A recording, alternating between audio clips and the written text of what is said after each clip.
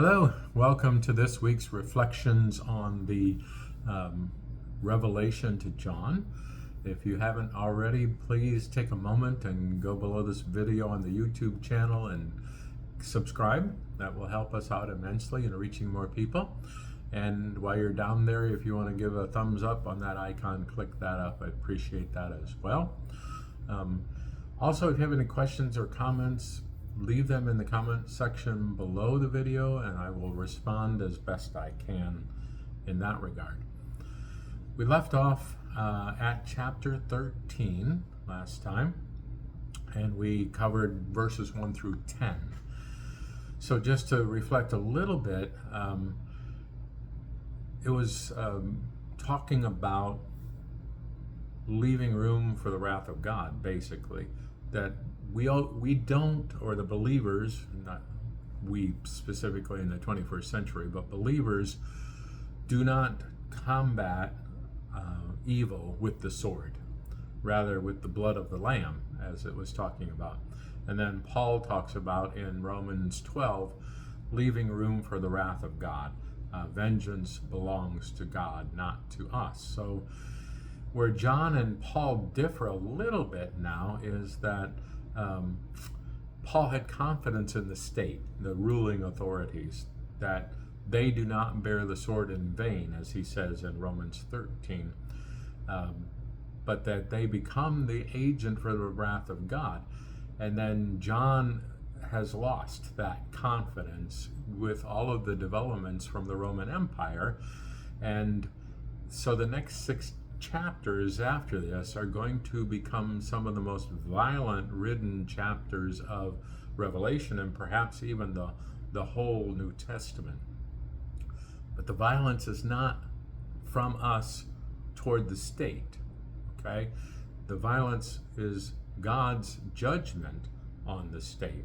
So this is really a call to peace on our part, a call to leave the judgment of our enemies in the hands of God and of the Lamb specifically. So beginning again now from where we left off last time, we're going to be looking at chapter 13 verses 11 and following through 18. And John writes, "Then I saw."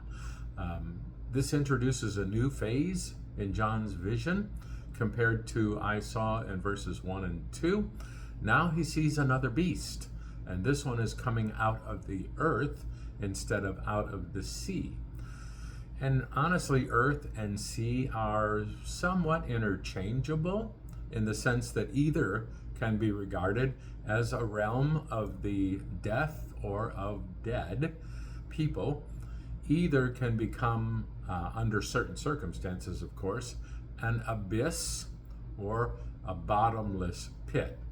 So the two beasts, though, are not quite interchangeable. They are separate.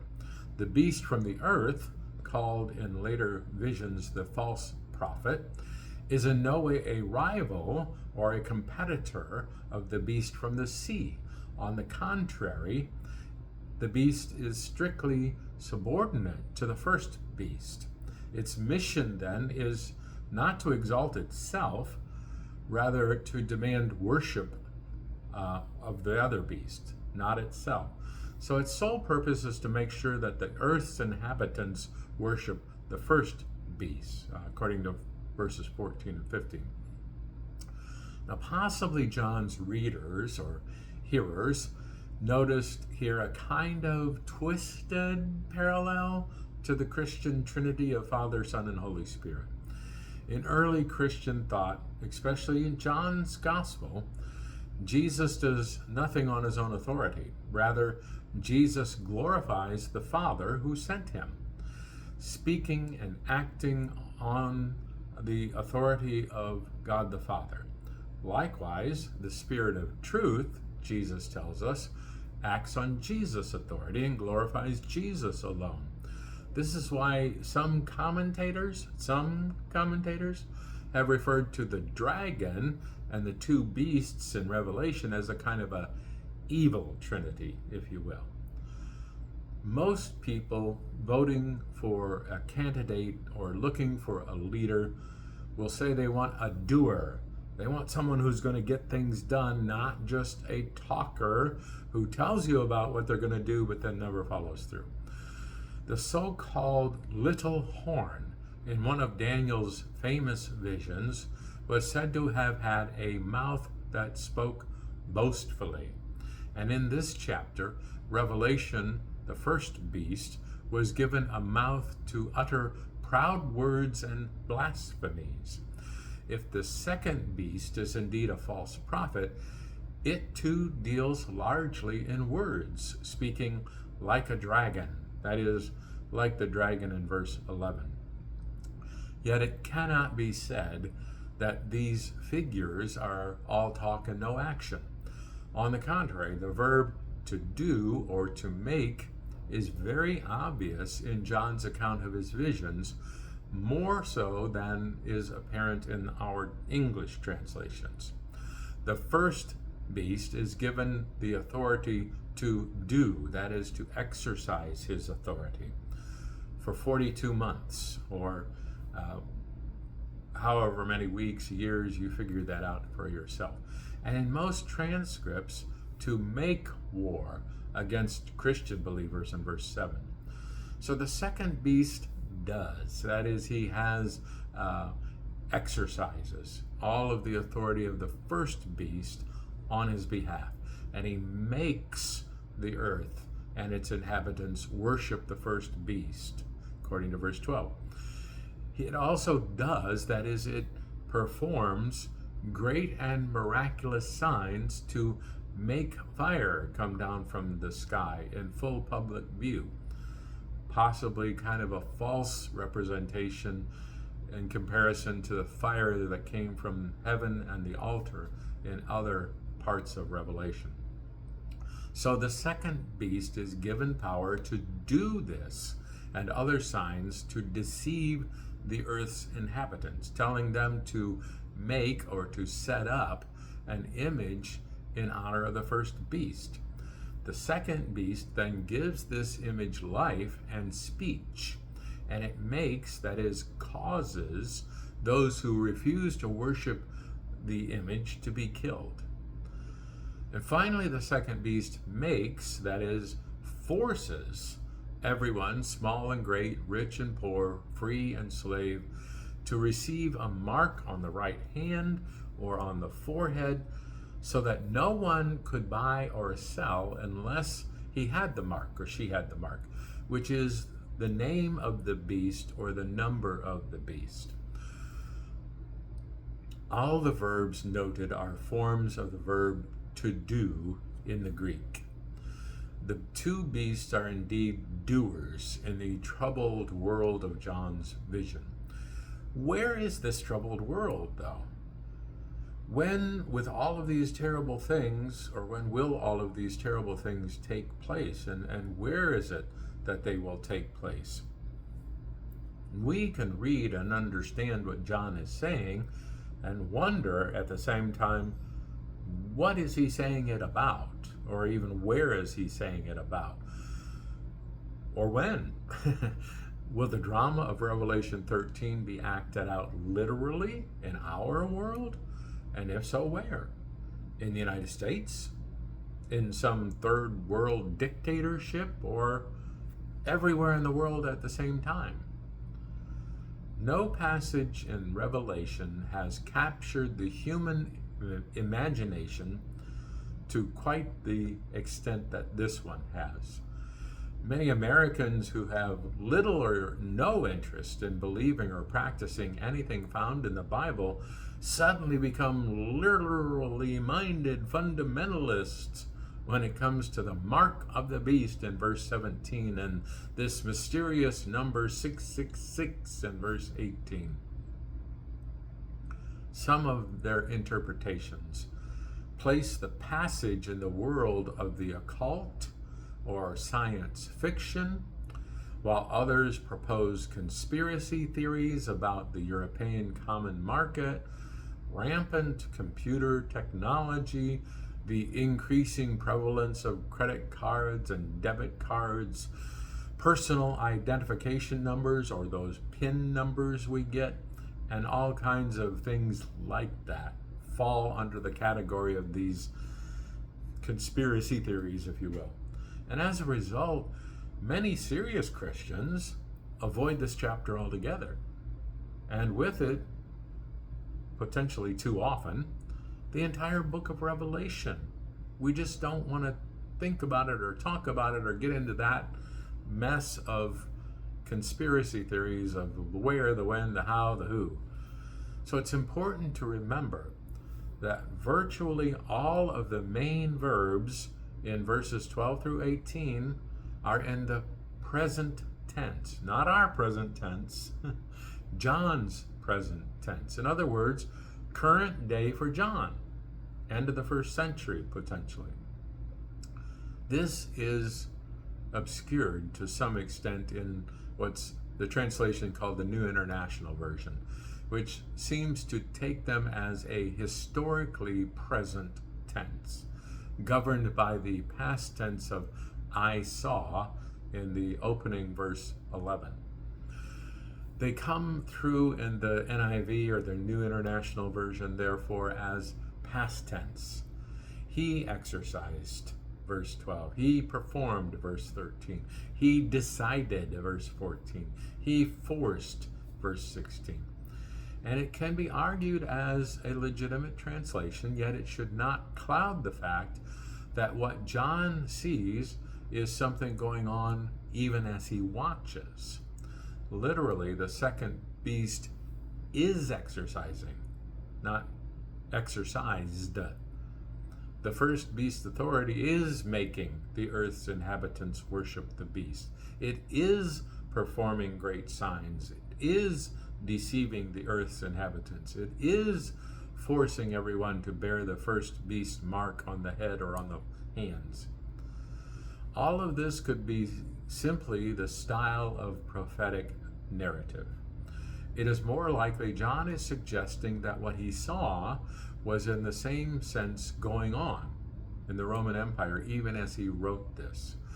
John's purpose is not to construct a scenario for a specific series of events in the distant future, rather to interpret, not literally, although creatively, certain developments in his own day.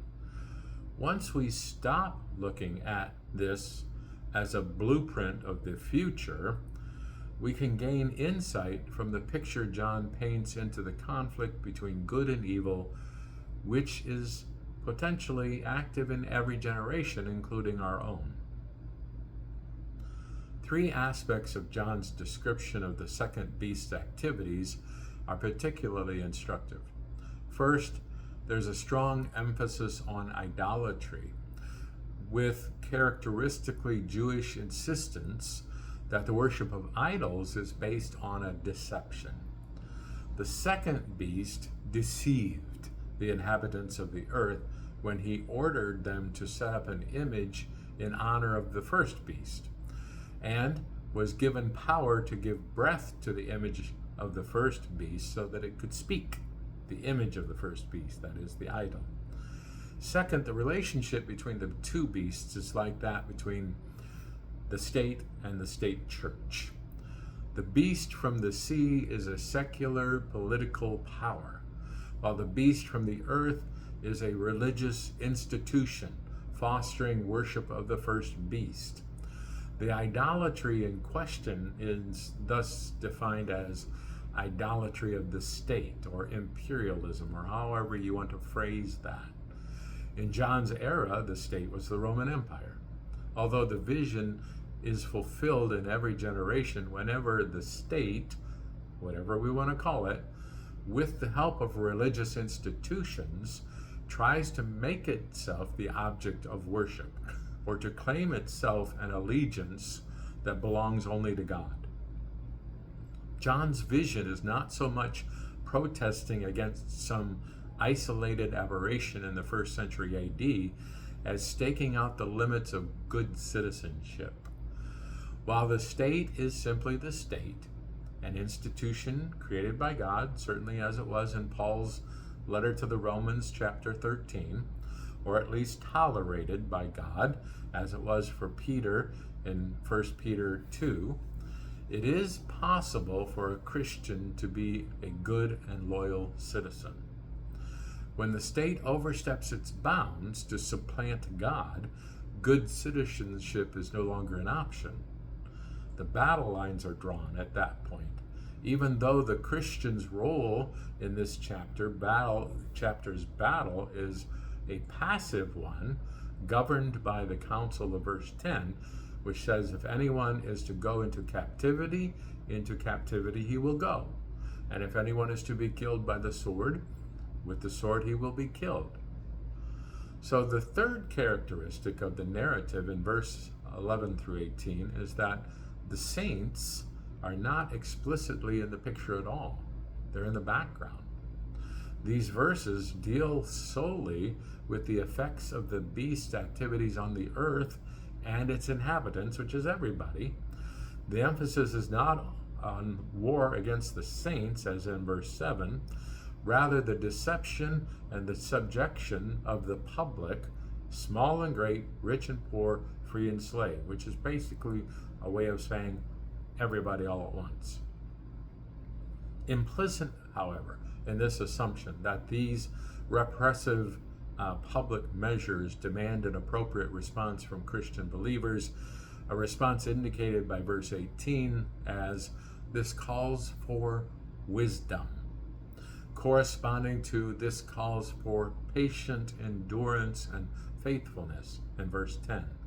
The invitation to anyone who has insight to calculate the numbers of the beast in verse 18 is clearly directed to John's Christian readers, not everybody in the whole world. So the number 666 is commonly regarded as an example of a gematria. I'm sure I'm not saying that right. An ancient number system, particularly used in Jewish mysticism, sometimes referred to as Kabbalah, in which each letter of the Hebrew alphabet was assigned a numerical value. Any name could be encoded in a number representing the total of the Hebrew letters of its name. So this is complicated when we try to do it in English with a Roman numeral system or whatever numeral system we're using at the current time, because you can't take what's going on in John's letter or revelation and make it work in 21st century America with all American terms and letters and numbers, etc. John makes it clear that 666 is a man's number or the number of a person, according to the New Revised Standard Version. The problem is that with a bit of creativity, many prominent names in every generation can be made to add up to 666. I mean, all you have to do is work a little harder. One commentator wrote that such identification leads to nothing just because it leads to everything or everyone. The numbers work quite well, for example, with the name Adolf Hitler, if you want to work at it. So to convey any meaning at all to John's Gospel readers, 666 must have to point to a name they recognize in their own lifetime, not some 2,000 year later future generation in a whole new continent and a whole new language and a whole new numerical system. The most common suggestion in their lifetime was Nero Caesar. Although, as one commentator pointed out, this solution asks us to calculate a Hebrew transliteration of the Greek form of a Latin name, and with that even defective spelling. So it's so complicated that we, trying to make it fit in our generation, in our lifetime, in this country, on this continent, with our English and our numerical system, man, you really have to work to make it work.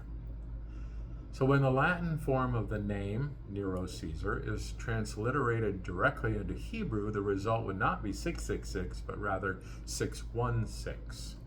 And sure enough, in the Western Roman Empire, where Latin was dominated, there were Revelation manuscripts in which the number recorded was not 666, but 616. Greek Bishop Irenaeus noticed this already in the late 2nd century in his Against Heresies writing. So clearly the scribes who copied the book of Revelation were familiar with the gematria system, and it may well have played a part in John's riddle. Yet because of our inability to determine what John meant, no solution based on that phenomenon alone is likely to ever be proven or to find general acceptance in all cases, and certainly not something we can presume to understand in this 21st century Western civilization. So anytime you get one of those authors who says, I've got it all figured out and I know exactly when the world's going to end, remember, it's been done 100 times before, and we're still here. So a more cautious approach starts from the simple recognition that 666 is linked to the characteristic interest in the number 7 throughout the book of Revelation as an example of completeness or perfection. The number 666 falls short 3 times over. That is, at the level of hundreds, tens, and single units. So in each case of the 666, hundreds, tens, singles, it falls short of the 7. One commentator defined its message as failure upon failure upon failure in each of the 3 categories. So the point is subtly different from the dividing of 7 in half to yield 3.5 years, the equivalent of 42 months or 1,260 days. It's complicated, people. If you can figure it out and God says, finally, somebody got it right, good luck. Good luck with that. That's all I'm saying. These numbers, as we have seen, represent a divine limitation on the authority of the dragon or the beast. That's as simple as it gets. While the number 666 attempts to characterize the beast himself. At the very least, the ancient philosophical notion of evil as a lack of or a deficiency of the good seems to be at work in John's mysterious number of the beast. Let's try to not make it any more complicated than that. Beyond this, any interpretation is on thin ice. For what it's worth, some have pointed out that the number 666 is what is called a triangular number, that is, the sum of every whole number from 1 to 36. So if we were to lay out on a sheet the sum on a sheet of paper, 1 dot, then 2 dots, then 3 dots, then 4 dots, then so all the way up to 36 dots, we would end up forming a triangle made of 666 dots. That's a fun fact to know. You can amaze your friends with it at a party if you like, if it really gets boring. So the number 36 is of interest only because it is the square of 6. But because it is 2, 2 is a triangular number, the sum of every whole number from 1 to 8. In geometrical terms, I didn't do good in geometry. The geometrical terms, the 2-dimensional triangle becomes a kind of a pyramid. More fun facts that you can waste your time at a boring party with. So in a later vision, in chapter 17, verse 11, the beast will be called an 8th after the series of 7, and the argument is that 666 in chapter 13 is somewhat equivalent to an 8th in the later chapter. Or try to complicate this too much. This suggestion is also speculative, and it is of interest because Revelation 17:11 is introduced in a similar fashion. This calls for a mind with wisdom, verse 17:9. So this 666 in chapter 13 can only be evaluated in the context of the reference in chapter 17, which we have not yet had. It's not yet available to us if we're staying with this original listener mentality as John is writing it. We don't know what chapter 17 says yet, so we can't play that game. Okay, so the most important thing for current readers is to remember the connection with the celebrated 666 of verse 18 in chapter 13 is that its purpose is to characterize, not specifically identify, the beast. In the name of Nero Caesar is somehow concealed here. If it is, the point is that it's not the beast from the sea who is Nero. Rather, it's the beast is like a Nero in its character and its evil actions, or vice versa. So don't get too specific in this. Clearly, the Emperor Nero was living in the 60s AD. He was one of the major oppressors and persecutors of Christians within that historical memory of John's readers as he's writing this. If 666 is simply an expression of evil as anything that falls short of the good, then its purpose is to dramatize the point that the beast is evil and therefore to be resisted at all costs, and possibly that it is doomed to failure upon failure upon failure, as the next few chapters will show us. In any event, current readers should give priority to verse 10. This calls for patience, endurance, and faithfulness. Over and above verse 18, this calls for wisdom. The believer's responsibility is not to know everything in advance, rather to be faithful. And faith is the things that are not seen, okay? We don't know in advance. That's what faith means. No matter whether the threat to faith comes from the final Antichrist figure itself or from one of the many predecessors, for example, false prophecy as represented by the rider of the white horse in chapter 6. That's one of the predecessors of the Antichrist. Maybe a small letter Antichrist, if you will. So in our preoccupation with this beast in Revelation, we should not forget the words of first letter of John, chapter 2, verse 18. Children, it is the last hour. As you have heard, the Antichrist is coming. So now many of the Antichrists have come. From this we know that it is the last hour. It is every bit as vital for Christians to resist the many as the one. That concludes our chapter 13. The next time we'll pick up with chapter 14. So prior to that one, if you want to read chapter 14, or I'll try to remind you when I'll start that next video. In the meantime, I hope this has been helpful. I know this is a confusing book, and that's why I hate to teach on it even sometimes. But it's kind of fun at the same time, just to let our minds go wild, I think. Again, if you haven't already, please subscribe to our YouTube channel. And on the YouTube channel, under the video, there'll be a thumbs up or a thumbs down. If you didn't like it, you can put some comments in the comment section below. I'll get the notification of that as well. If you're on the Sun City Center, Florida area, join us for worship at 10 a.m. Come in person, or if you can't come in person, watch our live stream. And thank you again for joining me for all of these online video recordings. Have a great day. God bless.